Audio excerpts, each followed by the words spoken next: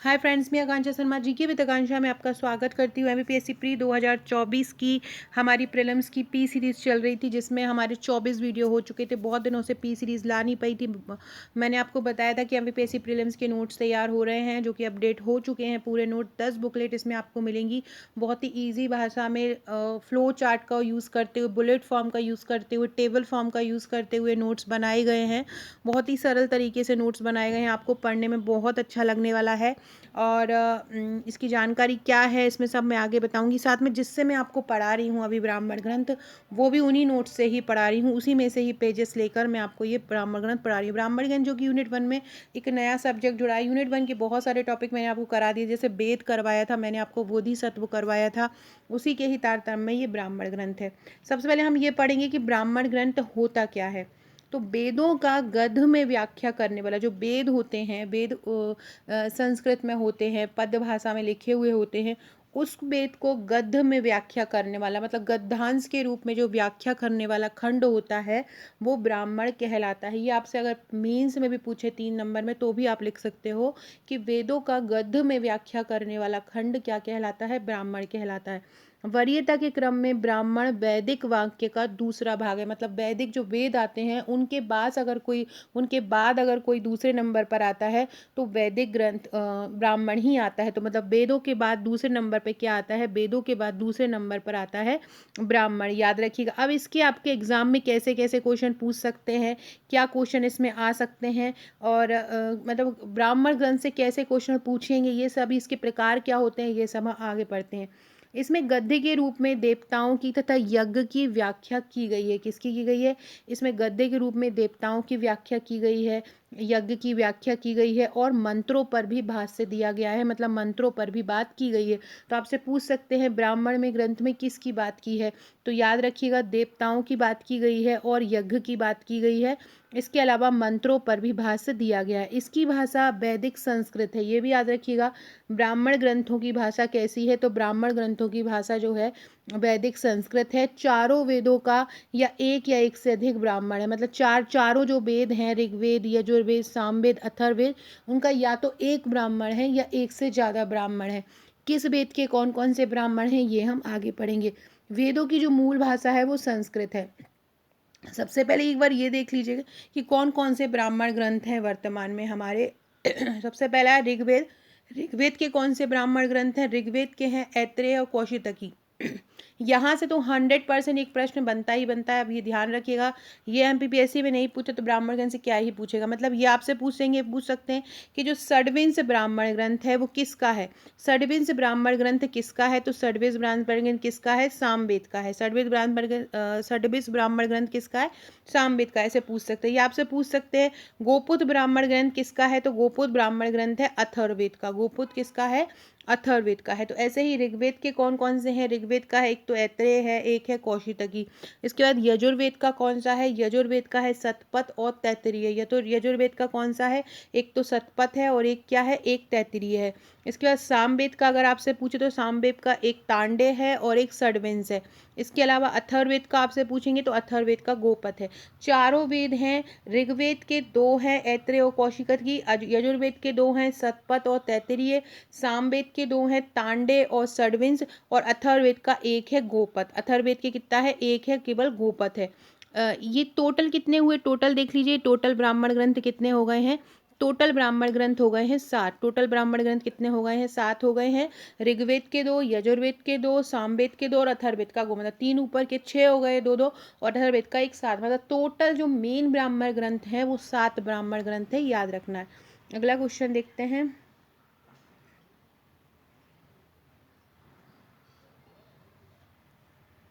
एक second.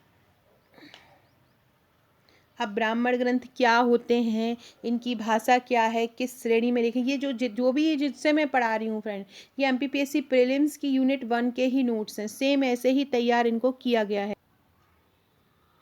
Friend ये देखिए, ये एमपीपीएससी प्रीलिम्स के नोट्स हैं 2024-25 के। बहुत ही इजी लैंग्वेज में इनको तैयार किया है। ये टोटल आपको 10 बुकलेट मिलती हैं, हर यूनिट का एक बुकलेट है। आप देख सकते हैं किस तरह बुकलेट है, किस तरह से इनको तैयार किया गया है, उसका रिव्यू भी मैं आपको बता देती हूँ। हर बुकलेट के साथ आपको उसका सिलेबस भी मिलेगा, आगे उसका पूरा सिलेबस दिया हुआ है, जो बुक के अंदर है वो पूरा दिया हुआ है। मैप के साथ, फ्लो चार्ट के साथ, डायग्राम के साथ इनको कवर किया है। करंट अफेयर्स के सभी फैक्ट कवर किए हैं। साथ में इनके हम आपको एक व्हाट्सएप का ग्रुप भी देते हैं, उस ग्रुप में आपकी तैयारी कराते हैं, उस ग्रुप में महत्वपूर्ण क्वेश्चन देते हैं, करंट अफेयर्स दिया जाता है। ये ग्रुप केवल उन्हीं को मिलता है जो हमारे एमपीपीएससी प्रीलिम्स के नोट्स लेते हैं। मैं आपको बताती हूँ कि इसमें अंदर किस प्रकार से नोट्स को तैयार किया गया है, किस तरह की लैंग्वेज का यूज़ किया, आपको पढ़ने में कैसे लगेगा। देखो, ये जैसे एक आप चार्ट देखिए, ये वैदिक साहित्य के स्रोत का चार्ट है।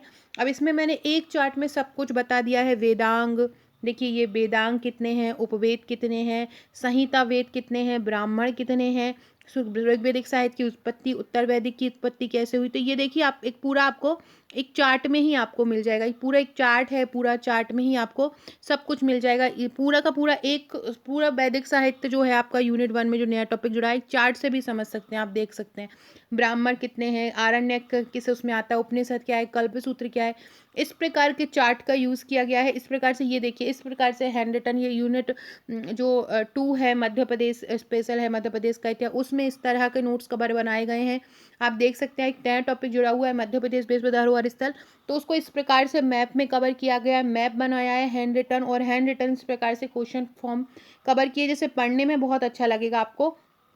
इसी तरह का मैप का यूज़ हुआ है, चाहे मध्य प्रदेश का भूगोल हो, चाहे मध्य प्रदेश का इतिहास हो, चाहे भारत का इतिहास हो, चाहे भारत का भूगोल हो। पॉलिटी में भी इसी प्रकार से चार्ट फॉर्म का उपयोग किया गया, जिससे पढ़ने में बहुत अच्छा लगेगा, बर्डन नहीं लगेगा, पढ़ने में मज़ा बहुत आएगा। आप देख सकते हैं इस प्रकार के नोट्स आपको मिलेंगे एमपीपीएससी प्रीलिम्स के, बहुत ही ईजी लैंग्वेज में, बहुत ही सरल भाषा में, और पढ़ने में तो इतना अच्छा लगेगा आपको कि आप इस प्रकार से पढ़ पाएंगे कि आपको ये भी समझ आएगा कि आपको मेंस में किस प्रकार उनको लिखना है। क्योंकि मैंने उसी तरह से जो है फ़ॉन्ट बहुत बड़े बड़े रखे हैं, ताकि आपको पढ़ने में बहुत आसानी हो, पढ़ने में आपको बुरा ना लगे, ब्लर ना लगे। तो जिस तरह बुक होती है, बुक जैसा कोई भी चीज़ नहीं की गई है, जिस तरह से हम खुद लिखते हैं उसी प्रकार के नोट्स को तैयार किया गया है। तो ये सभी देखो, शुरू के 25 लोगों को हमने जो चार्ज है वो 2299 दिया है, 25 लोग हो चुके हैं। अब जो चार्ज है वो 2799 हो गया है। कहीं भी भारत में आप रहते हैं, पूरे भारत में डिलीवरी हो जाएगी 10 बुक की। नोट्स रिव्यू आपको मैं बता चुकी हूँ किस प्रकार का, इस तरह जिसमें ब्राह्मण ग्रंथ पढ़ा रही हूँ, सेम यही आपको हमारी बुकलेट में मिलेगा, यही भाषा में। तो मूल संहिता के भाष्यों के रूप में लिखे गए ग्रंथों को ब्राह्मण कहते हैं। ये ग्रंथ जो होते हैं प्रायः गद्यात्मक होते हैं, ये जरूर याद रखिएगा। आपसे पूछ सकते हैं कि जो मूल रूप से जो ब्राह्मण होते हैं, वो जो ब्राह्मण ग्रंथ होते हैं वो क्या होते हैं। गद्य होते हैं, पद्य होते हैं, कविताएं होती हैं, संहिताएं होती हैं, ऐसे पूछ सकते हैं। तो आपको याद रखना है कि ये जो क्या होते हैं, ये मूल रूप से जो ब्राह्मण ग्रंथ होते हैं वो गद्यात्मक होते हैं। मतलब मेन क्या होता है, ये गद्य होता है। ब्रह्म शब्द के यंत्र, मंत्र और यज हैं। जो ब्रह्म शब्द का जो अर्थ होता है, जो ब्राह्मण ग्रंथ में जो ब्रह्म बना हुआ है, उसका अर्थ क्या होता है, उसका अर्थ होता है मंत्र और यज। ब्राह्मण ग्रंथों का प्रमुख प्रतिपाद्य विषय जो है वो यज्ञ का विधि विधान है। मतलब यज्ञों का किस प्रकार से यज्ञों को विधि अपनाते हैं, कौन सी विधियों का उपयोग करते हैं, ये सभी ब्राह्मण ग्रंथों में लिखा गया है। ये भी पूछ सकते हैं ब्राह्मण ग्रंथों में किसका वर्णन, तो यज्ञों का और देवताओं का वर्णन है। विषय की दृष्टि से ब्राह्मण ग्रंथ के 2 प्रमुख भाग होते हैं। ये भी आपसे पूछ सकते हैं, ये भी एक क्वेश्चन बनेगा कि विषय की दृष्टि से ब्राह्मण ग्रंथ के कितने भाग होते हैं। तो विषय की दृष्टि से ब्राह्मण ग्रंथ के 2 भाग होते हैं, एक होता है विधि और एक होता है अर्थवाद। एक होता है विधि और एक क्या होता है, अर्थवाद होता है। तो याद रखना, विषय की दृष्टि से ब्राह्मण ग्रंथ के कितने भाग हैं, 2, विधि और अर्थवाद। विधि क्या है, यज्ञ का अनुष्ठान कब किया जाए, कैसे किया जाए। विधि का मतलब क्या होता है, यज्ञ के बारे में बताया है कि यज्ञ का अनुष्ठान कैसे किया जाए, कब किया जाए, तो वो विधि में बताते हैं कि यज्ञ का अनुष्ठान कब किया जाना है, कैसे किया जाना है। तो याद रखना, विषय की दृष्टि से ब्राह्मण ग्रंथों के कितने भाग होते हैं, एक होता है विधि और एक होता है अर्थवाद। विधि क्या होती है, विधि का मतलब होता है यज्ञ का अनुष्ठान कब किया जाए, उसको विधि बोलते हैं। यज्ञ का अनुष्ठान कब किया जाए उसको क्या बोलते हैं, उसको विधि बोलते हैं। यज्ञ का अनुष्ठान कब किया जाए वो क्या कहलाती है, विधि। अब है अर्थवाद। अर्थवाद क्या होता है, तो अर्थवाद होता है निंदा एवं प्रशंसा का सन्निवेश।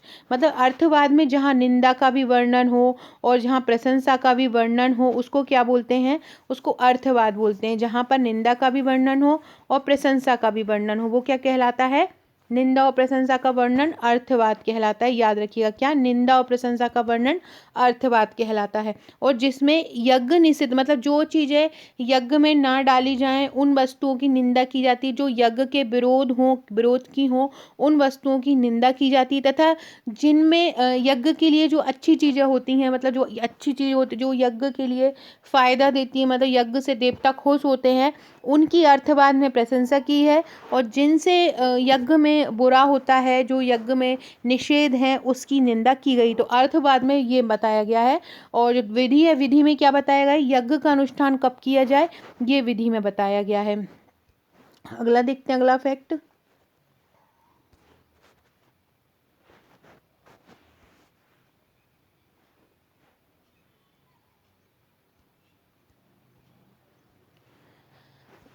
तो ये मैंने बता दिया विधि और अर्थवाद। विधि में यज्ञ का अनुष्ठान कब किया जाए, और अर्थवाद में जो चीज़ यज्ञ के लिए बुरी है उसकी बुराई की है, और जो अच्छाई है अच्छी है उसकी अच्छाई करी है। प्री के नोट्स का बता दिया है मैंने आपको, इस प्रकार के चार्ट का यूज़ होगा, इस प्रकार के हैंड रिटन नोट्स का आपको मिलेंगे। अब जो ब्राह्मण ग्रंथ हैं उसके प्रकार क्या है वो देखो। ब्राह्मण ग्रंथ में ऋग्वेदीय ब्राह्मण आ जाएंगे, यजुर्वेदीय ब्राह्मण आ जाएंगे, सामवेदीय ब्राह्मण आ जाएंगे और अथर्ववेदीय ब्राह्मण आ जाएंगे। तो ऋग्वेद के जो ब्राह्मण हैं वो कौन से हैं, तो ऋग्वेद का ब्राह्मण एक ऐतरेय और कौशितकी, कौशितकी को सांख्यायन भी बोलते हैं। ऐतरेय ब्राह्मण में 40 अध्याय हैं, ये भी आपसे पूछ सकते हैं, ये भी एक इम्पॉर्टेंट क्वेश्चन है, आपसे पूछ सकते हैं कि जो ऐतरेय ब्राह्मण होता है उसमें कितने अध्याय होते हैं। तो ऐतरेय ब्राह्मण में 40 अध्याय होते हैं। ऐतरेय ब्राह्मण में कितने होते हैं, 40 अध्याय होते हैं। ऋग्वेद के ऐतरेय और कौशितकी, ऋग्वेद के ऐतरेय और कौशितकी ब्राह्मण होते हैं। और ऐतरेय ब्राह्मण में कितने अध्याय हैं, ऐतरेय ब्राह्मण में 40 अध्याय हैं। अब हम यजुर्वेद की बात करते हैं। देखो जैसा कि मैंने एक बार आपको वेद पढ़ाए थे तो मैंने बताया था कि जो यजुर्वेद है वो 2 प्रकार का होता है।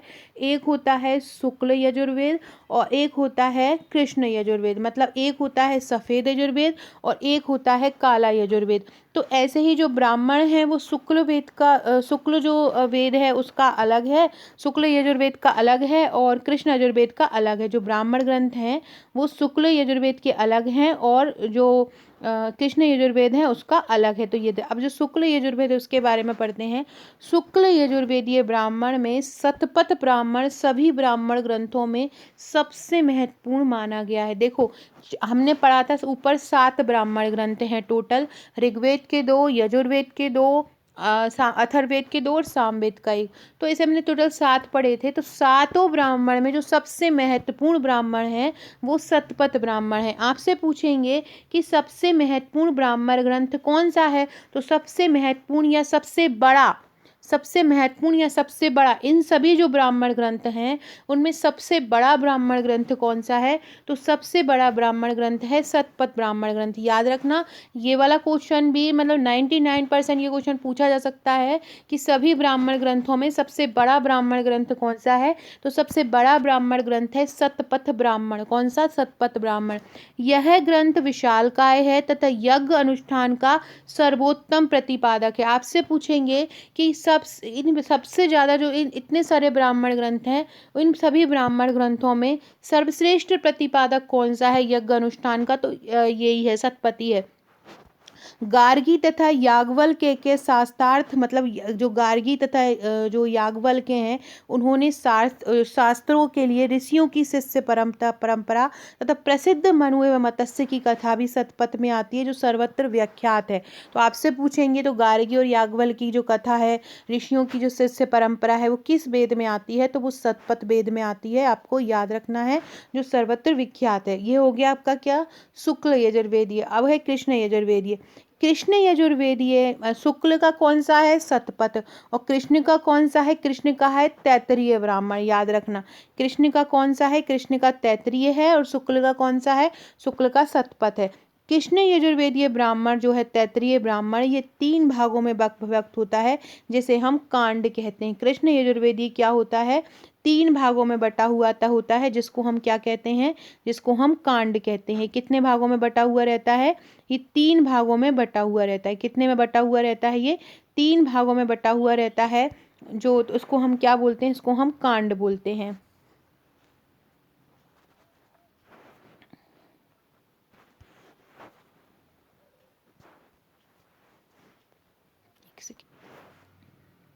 आपसे पूछेंगे जो कृष्ण यजुर्वेदीय ब्राह्मण है, तैत्तिरीय ब्राह्मण, उसको कितने भागों में बांटा है। तैत्तिरीय से ता से ती है और ता से 3, तो तैत्तिरीय ब्राह्मण को कितने भागों में बांटा है, तैत्तिरीय ब्राह्मण को 3 भागों में बांटा है। और ये 3 भागों में बांटा, उसको क्या बोलते हैं, जिसको कांड बोलते हैं, याद रखिएगा।